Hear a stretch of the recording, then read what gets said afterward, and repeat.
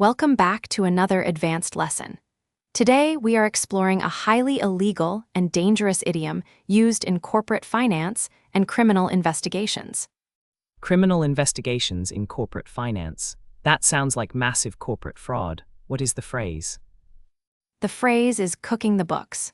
The books refers to the official accounting ledgers where a company records all its profits and expenses. If an accountant cooks the books, it means they are illegally changing the numbers, making up fake expenses, or hiding missing money. Cooking the books. They are manipulating the math, just like a chef manipulates ingredients in a recipe. That is the exact metaphor. It is a severe federal crime.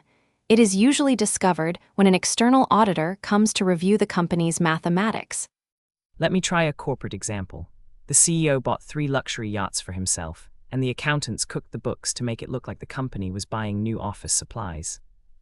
That is a flawless corporate application.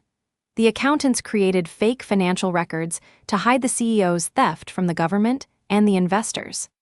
It sounds like a phrase you only use when you are accusing someone of a massive crime.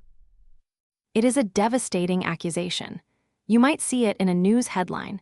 Famous tech startup collapses after investors discover the CFO was cooking the books. That is a very articulate way to describe financial deception. I will definitely recognize this phrase when I read the business news.